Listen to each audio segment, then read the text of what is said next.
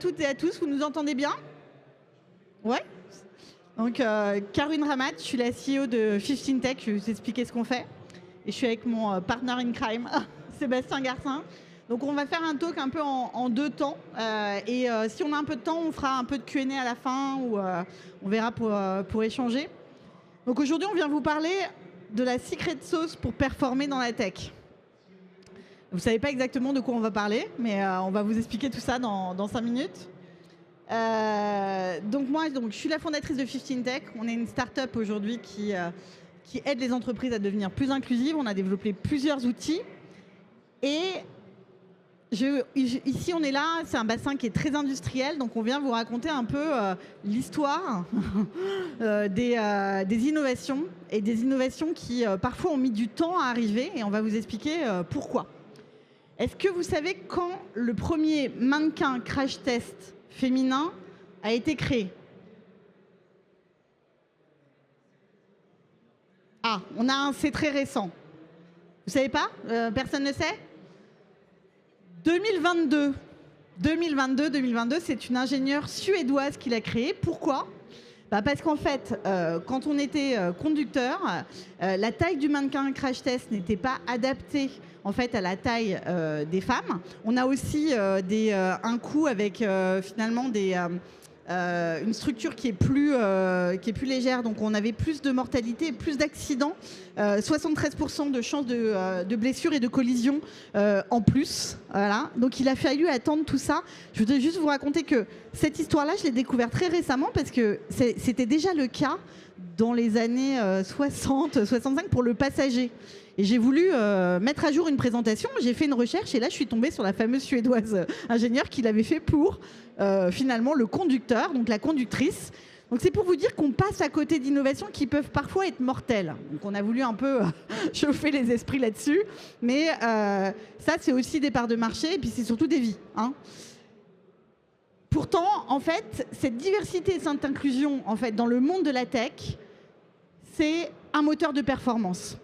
C'est 63% de performance en plus quand on a une équipe qui compte une femme cofondatrice. Pas toutes cofondatrices, mais au moins une femme dans l'équipe dirigeante. Ça, c'est First Round qui le démontre sur 10 ans de data d'investissement. C'est un fonds d'investissement new-yorkais. Le deuxième data que j'ai envie de vous donner, c'est 2% de performance annuelle pour les entreprises les plus mixtes du portefeuille de BlackRock. Ils ne sont pas réputés comme étant les plus diverses dans leur manière de se présenter. Ils viennent de sortir cette étude en fin d'année. Ils ont analysé tout la rentabilité de leur portefeuille entre 2013 et 2022. Et l'autre étude, puisque là on est quand même sur un festival d'innovation et dédié à la créativité, ben justement, d'avoir des profils diversifiés dans vos équipes, c'est 19% d'innovation en plus, parce que c'est la possibilité de créer à plusieurs esprits. Et donc, finalement, les idées qu'on n'a pas vues forcément émerger, ben, on peut les voir émerger plus rapidement que si toute l'équipe se ressemble. Alors pourquoi je vous dis ça? Peut-être qu'on pourrait s'en foutre et se dire que finalement, ce n'est pas un problème dans la tech. Eh bien si. On n'a que 22% aujourd'hui de femmes qui ont des rôles techniques, donc qui travaillent dans la tech.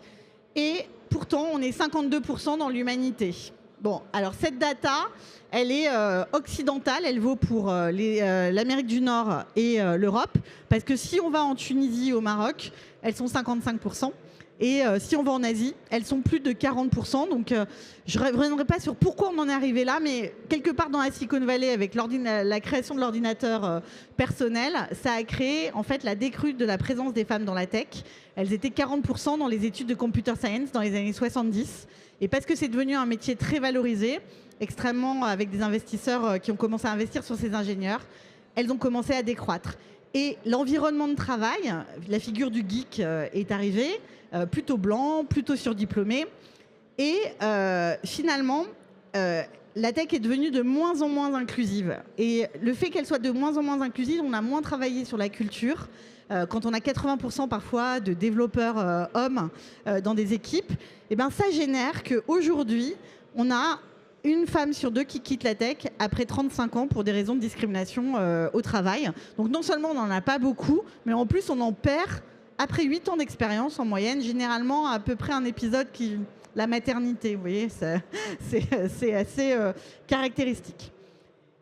Et pourtant, moi j'ai envie de vous dire, et c'est le message que je veux porter aujourd'hui, c'est que c'est possible d'atteindre 45% de femmes dans la tech d'ici 2027. Ça, c'est une dernière étude de McKinsey qui vient de sortir. Et ça générerait une augmentation de PIB qui est estimée entre 260 et 600 milliards d'euros pour l'Europe. Donc c'est colossal. Tout ça parce qu'on a parlé d'innovation, de performance, etc. Et les 3 leviers, en fait, aujourd'hui, elles partent parce qu'elles ont de l'inégalité salariale, un manque d'évolution de carrière, un manque de flexibilité, une culture toxique.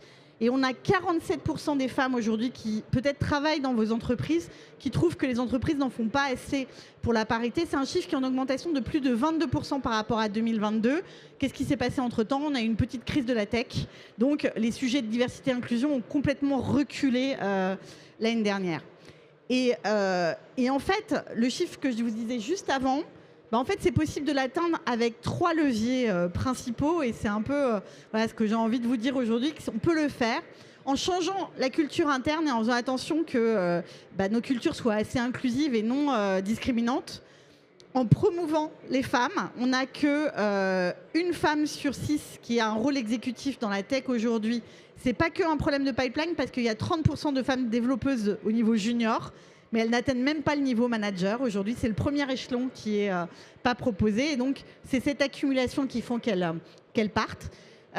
Et aussi en allant chercher les jeunes filles qui font déjà des études dans les STEM, qui aujourd'hui, il y a un drop significatif, elles ne vont pas vers la tech parce qu'elles ont été dans des écoles qui ont été très masculines, dans lesquelles parfois, je ne sais pas si vous avez entendu des histoires à Centrale, parfois au Polytechnique, c'est pas toujours joyeux en termes de harcèlement. Et donc, elles ne veulent pas aller vers ces entreprises-là. Donc, nous, on doit tout faire pour les convaincre que ces entreprises, elles vont être accueillantes pour elles, que c'est un endroit où elles vont pouvoir évoluer et progresser. Et ces 3 leviers-là, c'est 3,9 millions de profils dans la tech d'ici 2027. Donc, quand on me dit c'est une question d'éducation, oui. Mais si ces femmes ont une expérience positive, elles redonneront autour d'elles cette vision positive. Et donc, c'est des jeunes filles, c'est des garçons aussi qui sauront que c'est possible que des femmes aillent vers la tech. Et donc, c'est une possibilité de le faire. Et donc, chez 15 Tech, on a développé plusieurs produits. On a une plateforme qui s'appelle Gender Hire et qui permet d'aller recruter des profils féminins tech. On a plus de 30 000 femmes qui nous disent leur enjeu de carrière. Et on a développé aussi un outil qui aide à la rétention et les promotions des femmes, qui est spécialisé aussi sur le champ de la tech, puisqu'on connaît toutes les datas. Et on vient collecter en fait de la data qui est anonymisée et vectorisée, dans lequel on vous affiche des dashboards de mesure et des comparatifs par rapport aux industries.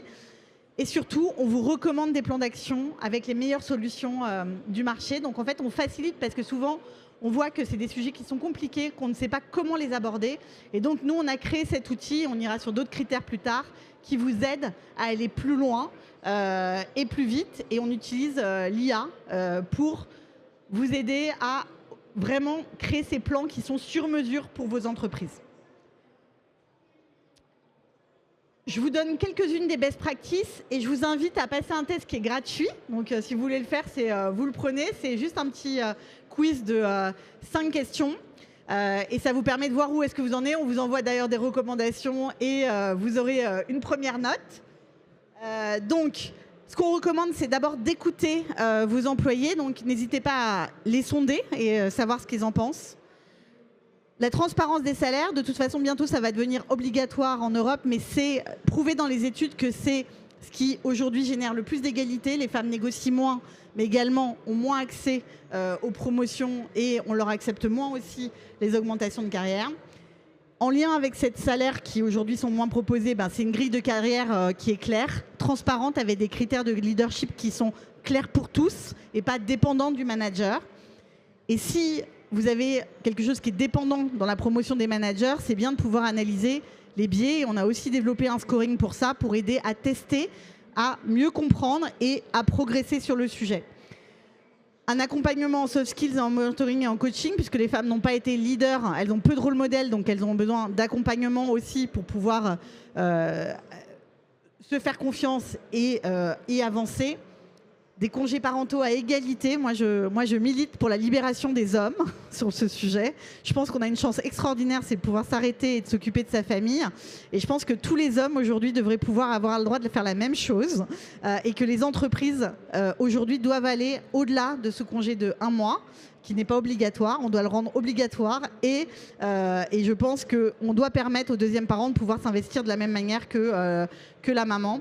Des process de recrutement inclusifs, il y a plein de méthodes pour le faire, des job desks qui sont moins longues, avec pas 36 hard skills ou codes si on n'a pas besoin de le maîtriser, et un dispositif anti-harcèlement efficace. Il ne suffit pas de mettre en place une politique, il faut aussi vérifier qu'elle fonctionne. Et ça, vous pouvez le savoir en refaisant finalement la loupe avec vos employés. Donc voilà, donc ça c'était un peu ce que j'avais envie de vous partager aujourd'hui. Et pourquoi en fait je suis avec Sébastien, donc là c'est nous. C'est nous encore, ma petite équipe. Donc pour vous montrer qu'on est à 50-50, on a un board aussi qui est à 50-50. Donc on y travaille nous aussi à notre échelle. Et je suis avec Sébastien parce qu'en fait, on a besoin d'hommes qui sont aujourd'hui engagés sur ce sujet. Et je pense que dans toute la tech, j'en connais pas un autre qui est engagé à ce point-là et qui fait autant de choses en général dans sa boîte, mais aussi ailleurs. Donc je te laisse la parole. Merci. 11 minutes 24, bravo. Donc moi je suis fondateur et patron de Wiser. Ça se prononce Wiser, c'est pas super évident. Wiser, on est quoi? On est une retail tech. Qu'est-ce qu'on fait? On prend de l'information textuelle des catalogues produits chez nos clients.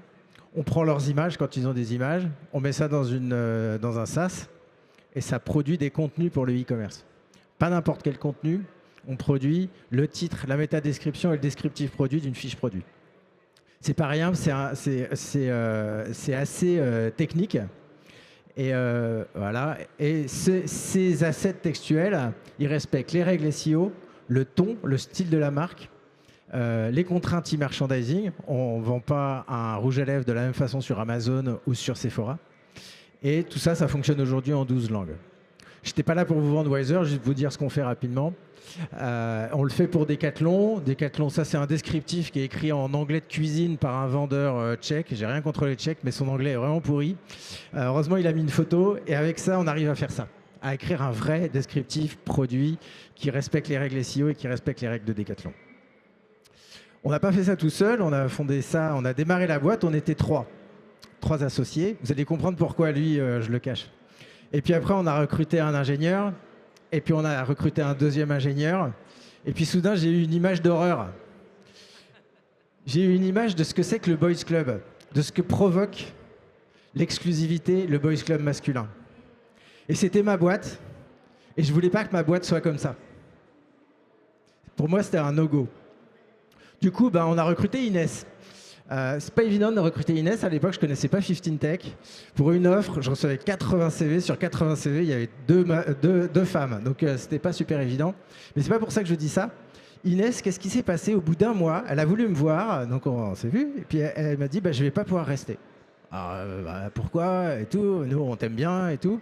Et là, elle fond en larmes. Et elle m'apprend un truc, c'est que ce gars-là, il terrorisait cette petite équipe. Harcèlement moral caractérisé. Et ces deux-là, qu'est-ce qu'ils faisaient? Ils serraient les dents. Oh, c'est bon, ça va passer. Et ils m'ont jamais rien dit. C'est Inès qui m'a exprimé l'émotion, la trouille qu'elle avait en venant travailler le matin. Donc le son, donc on l'a viré, on a recruté Yosser. Et après, on a levé 1,8 million en seed. Donc leçon numéro 1. Des femmes dans une équipe, c'est des personnes qui ont été mieux éduquées à exprimer leurs émotions. C'est pas biologique, hein. On n'apprend pas ça en naissant, mais c'est juste dans la sociabilisation des femmes. Les femmes, on les autorise à exprimer leurs émotions, leur vulnérabilité. Et Inès, elle a été éduquée où elle avait le droit de dire qu'elle avait peur. Heureusement qu'elle me l'a dit. Et grâce à Inès et grâce à Yosser, j'ai pu augmenter le quotient intellectuel émotionnel de mon équipe. Et si j'avais eu que des barbus, les mecs, je pense que pendant encore 1 an ou 2, ils seraient venus au boulot avec la peur au bide et sans jamais me le dire. Ça s'est passé sous mes yeux, je ne l'ai pas vu, personne ne me l'a dit. Ça, c'était une leçon extrêmement importante quand on a fondé Wiser. Et à la fin, tout le monde y gagne parce que notre climat de travail, depuis ce temps-là, il est vachement mieux. Donc voilà, donc on a continué, on a recruté des gens et pour moi, donc c'était obligatoire, il fallait qu'on arrive à 50-50. Et on est arrivé à 50-50. Ça ne se fait pas tout seul. Vous savez très bien que quand vous recrutez, surtout sur des métiers tech, il n'y a pas beaucoup de profils de femmes, il y a beaucoup de profils de mecs et que c'est compliqué d'avoir 50-50. Mais il y a des recettes. La discrimination intentionnelle. La discrimination intentionnelle, vous appelez votre chasseur de tête, c'est comme ça que j'ai recruté Yosser, vous lui dites, tu pourras me montrer tous les profils que tu veux, je ne regarderai que les CV de femmes. Parce que sur ce job-là, c'est une future associée, on a déjà 2 mecs, et je veux que la future associée, ce soit une femme. Donc il n'y aura pas le choix. Donc tu peux m'envoyer des profils de mecs, je ne les regarderai pas. Il a essayé, il m'a envoyé des profils de mecs, je ne les ai pas regardés, et il a fini par m'envoyer des profils de femmes, et j'ai fini par recruter Yosser, qui est sans doute un des meilleurs recrutements que j'ai fait de ma vie. Pas parce que c'est une femme, mais parce que c'est Yosser. Le passeport talent, si vous êtes JEI, donc JEI, Jeune Entreprise Innovante, ou si vous êtes inscrit à la French Tech, vous avez un truc super qui s'appelle le passeport talent, qui permet à quelqu'un de n'importe quel pays d'obtenir un visa en 2, 3, 4 semaines pour venir travailler en France. Et comme le disait très justement Caroline, au Maroc, en Tunisie, en Algérie, les écoles regorgent d'ingénieurs surtout en NLP, nous c'était notre spécialité, c'est notre NLP. On a trouvé Takwa et Oumaima en quelques mois comme ça, alors que sur la même annonce en France, on n'avait que des mecs. Et ensuite, il y a un autre levier qui est la reconversion.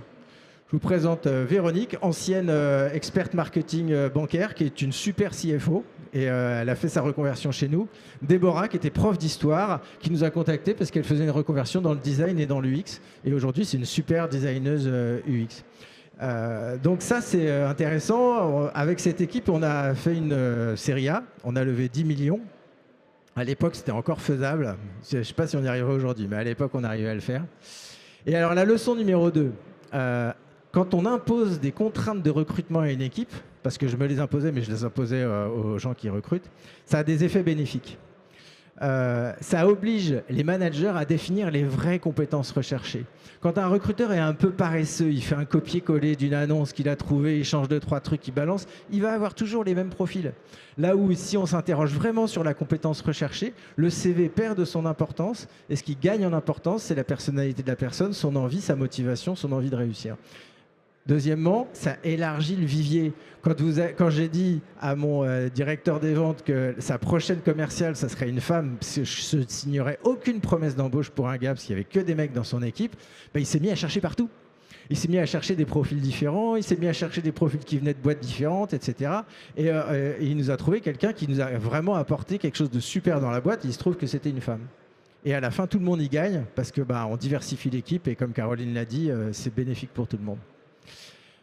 Donc on avait levé de l'argent, on a recruté comme tout le monde. Toujours à parité. Moi, je gardais vraiment l'œil là-dessus. Et alors, autant, par exemple, quand on a recruté un ingénieur data, Abdel, un ingénieur data, je fous pas la pression à mon CTO pour dire l'ingénieur data, ça sera une femme ou rien, parce qu'il y en a tellement peu que là, il faut être quand même faut être pragmatique. Il n'y en avait même pas chez 15 Tech, c'était haut, donc là, il faut être pragmatique. Mais on se règle, on s'arrange. Et c'est surtout, nous, les 2 fondateurs, on sait qu'à un moment donné, on va sortir de cette boîte. Et donc c'était important pour nous de préparer la relève et donc de recruter des futurs managers qui soient en capacité de prendre la relève derrière nous.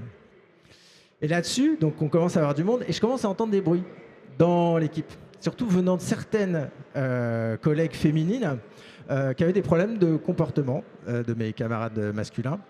Pas des trucs super graves, mais c'est des trucs qui leur pesaient vraiment. Alors du coup, j'ai fait un sondage. J'ai fait 5 cas. Des collègues masculins font des commentaires sur le physique des femmes. Certains collègues ont parfois des comportements de drague lourde. Des collègues masculins font des blagues sexistes devant toute l'équipe. Les hommes coupent la parole des femmes ou bien reprennent leurs idées à leur compte pendant les réunions. Lorsqu'un collègue hausse le ton, une collègue hausse le ton, on lui reproche d'être hystérique. Et je leur ai demandé aux femmes de l'équipe de noter ces 5 comportements. Ça leur arrivait jamais, exceptionnellement, parfois, souvent. Alors à première vue, j'étais content, il y avait beaucoup de bleu. Bleu, c'est jamais. Mais après, le diable se cache dans les détails et j'avais quand même des problèmes. C'est-à-dire que j'avais quand même quelqu'un qui s'était fait draguer lourdement. J'avais des blagues sexistes et surtout, j'avais pas mal de problèmes là-dessus. Bref, j'ai fait une réunion en non-mixité masculine. J'ai fait un truc qui c'était un Google Meet, ça s'appelait Club H. Ils sont tous venus, ils ne s'attendaient pas du tout à ce qu'ils allaient voir. Et je leur ai soufflé dans les bronches. En fait, je leur ai dit que même s'ils n'étaient pas malveillants, leur comportement était extrêmement pesant pour leurs collègues féminines. J'y suis allé et surtout que ça contrevenait complètement à nos valeurs. Qui fait que le comportement d'un groupe fasse qu'un autre groupe se sente mal à l'aise dans la boîte. Et j'ai utilisé beaucoup de métaphores autour du racisme. Et vous voyez, il y a beaucoup d'hommes racisés dans cette équipe. Ça a bien marché. Et je leur ai dit qu'en fait, c'était un no-go. Que ces comportements, c'était un no-go. J'en voulais pas. Ça a bien marché. Donc, leçon numéro 3, pour que l'entreprise soit une safe place, un endroit où les gens se sentent en sécurité, la parité ne suffit pas. Même si vous avez moitié homme, moitié femme, vous invitez le sexisme ambiant dans l'équipe. Le sexisme, même banal, même des petits trucs pas très graves, y a certaines personnes, et dont des femmes, pour qui ça devient insupportable. Les hommes peuvent être bienveillants à l'égard des femmes et être sexistes au quotidien. Le fait d'être bienveillant ne veut pas dire qu'on n'est pas sexiste, donc il y a de l'éducation à faire. Et les problèmes ne se règlent pas tout seuls. Il faut les affronter, il faut en parler. Déjà, le simple fait d'en parler, ça déverrouille pas mal. Il faut éduquer. Donc après, je me suis focalisé sur là où on avait le plus de problèmes, qui était le respect la parole des femmes en réunion. Et j'ai pris une petite appli des Allemands qui ont développé ça s'appelle Equal Time. Ça mesure le temps de parole des gens et comme ça, ça fait des statistiques par genre, enfin en fonction des critères que vous paramétrez l'appli. En fonction des critères que vous voulez. Et on avait ça, 60%, alors qu'on était à 50-50, 60% du temps de parole en réunion, c'était les mecs. Donc c'était bien parce qu'on avait des mesures. Mais j'ai mis d'autres critères. Donc j'avais le genre, donc j'avais ça. Mais j'ai mis un autre critère, les gens dont la langue maternelle était le français. Et on avait à peu près le même écart. Les gens dont la langue maternelle était le français, ils prenaient plus la parole. Et j'ai mis un troisième genre, la seniorité, j'ai fait 3 catégories. Et je voyais que plus on était âgé dans cette boîte, et je participais à ça, hein, je suis le plus âgé de la boîte, plus finalement on écrasait le temps de parole des autres. On a travaillé là-dessus. On a dit que c'était une responsabilité collective. Il ne s'agissait pas d'incriminer un tel ou un tel. On a dit qu'on allait parler du problème sans agressivité ni jugement. Et ça allait passer par notre exemplarité à nous. La répartition du compte-rendu. Je ne sais pas si vous vous êtes rendu compte, quand on fait une réunion, quand quelqu'un se propose pour faire un compte-rendu, 9 fois sur 10, c'est une femme. Or, quand vous faites le compte-rendu, vous avez beaucoup moins de disponibilité d'esprit pour participer à la réunion. Donc ça, on a travaillé là-dessus. Et on a fait un truc tout bête. Je ne sais pas si vous utilisez Google Meet. La main levée, là. C'est une règle. Maintenant, on prend la parole en réunion que si on a levé la main. Et il y a un ordre, ça s'affiche, ça aide tout le monde. Et l'intérêt de ça, c'est qu'en fait, on a amélioré les critères sur tout. On a amélioré le respect de la parole sur tous les critères. Sur le genre, sur la langue maternelle et sur la seniorité. Et j'aime bien cet exemple parce que, en fait, ça prouve qu'on peut changer des comportements collectifs. Ça prouve que parfois des petits changements, ils ont des grandes conséquences sur l'appréciation de la qualité de vie au travail. Ça prouve qu'on transforme beaucoup mieux les comportements quand on mesure. Et à la fin, tout le monde y gagne. Après, là-dessus, on avait du monde. Je commence à avoir des demandes d'augmentation, truc classique. Donc, j'ai fait une étude hyper complexe pour savoir qui me demandait des augmentations. Donc, j'ai regardé combien il y a de femmes qui me demandent des augmentations, combien il y a d'hommes qui me demandent des augmentations. Bingo! Toutes les demandes d'augmentation me venaient de collaborateurs masculins. Donc, on a fait un travail sur la demande d'augmentation. On a décidé que la demande d'augmentation n'existerait plus chez Wiser. Qu'est-ce qu'on fait? On fait une démarche proactive. On fait 2 fois par an une revue de salaire. On revoit tous les salaires, 2 revues de salaire. On regarde le fixe, le variable, la prime exceptionnelle. On a des critères objectifs et transparents que tout le monde connaît. Et on sait qu'en milieu d'année, en fin d'année, nous allons proposer une augmentation aux personnes dont on pense qu'ils méritent une augmentation. À ce moment-là, éventuellement, vous pouvez contester cette augmentation. Vous pouvez trouver que ce n'est pas assez, etc. Mais la demande ne vient plus du collaborateur. Et aujourd'hui, c'est très mal vu de réclamer une augmentation chez nous. Qui ça a aidé? Ça a aidé les femmes, mais ça a surtout aidé les timides et les introvertis. Parce qu'il n'y a pas que les femmes qui n'osent pas demander des augmentations. Il y a des femmes qui osent demander des augmentations, mais il y a des hommes timides qui n'osent pas demander des augmentations. Donc c'est très difficile de lutter contre nos biais, mais on peut s'organiser pour les contourner. C'est ce qu'on a fait. Et à la fin, tout le monde y gagne. Donc, petit résumé, une équipe diversifiée est plus intelligente. Elle crée un environnement de travail qui est plus safe. Mettre de la contrainte sur le recrutement améliore le recrutement. C'est relativement contre-intuitif, mais je vous promets que ça, si vous le faites, vous allez le constater. Le sexisme s'invite dans nos entreprises, on n'y peut rien, et ça a des conséquences pour la qualité de vie des femmes. Le sexisme n'est pas une fatalité, on peut décider de le combattre et de contourner nos biais. Et améliorer la qualité des femmes dans l'entreprise améliore la qualité de vie de toute l'entreprise. Et à la fin, tout le monde y gagne. Merci pour votre attention.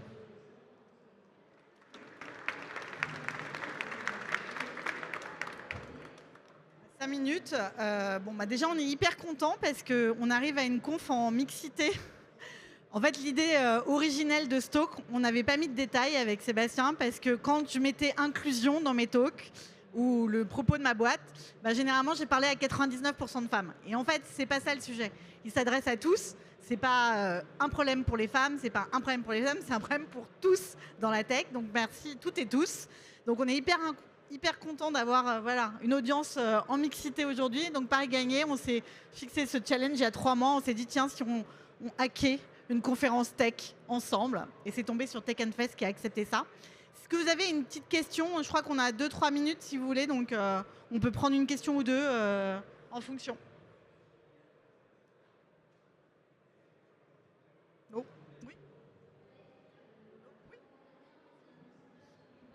Les initiatives que vous avez portées, du coup, il y a quand même pas mal d'idées, alors sans parler d'idées révolutionnaires, mais des choses qui sont quand même assez novatrices. Vous êtes aussi inspiré de ce que vous avez pu voir dans d'autres entreprises, ou c'est venu un peu de vos réflexions personnelles et de votre sensibilité aussi au sujet? Alors à titre personnel, je suis très impliqué sur ce sujet. C'était hyper important pour moi. En fait, Wiser, on fait un truc qui ne sert pas à grand-chose. Bon, on aide les gens qui le font, hein, mais honnêtement, l'utilité sociale de ce qu'on fait, elle n'existe pas. En revanche, pour moi, c'était important que la boîte elle-même, elle ait une utilité sociale en tant que telle. Et que donc, elle puisse accueillir des gens qui viennent de partout et qui vont trouver du plaisir, se développer, s'enrichir culturellement, s'enrichir en savoir, s'enrichir en pognon aussi. Et quand on crée une boîte, on crée un petit univers, on a la liberté de faire ce qu'on veut en tant que patron. Et j'estimais que j'avais une responsabilité d'en faire un laboratoire en fait. Donc c'était ça l'idée. Et on a beaucoup réfléchi. On a réfléchi sur le congé menstruel pour décider de ne pas le faire par exemple. On a compensé les congés paternité à exactitude du salaire. Enfin on a fait plein d'autres trucs. Puis des trucs où on s'est planté aussi.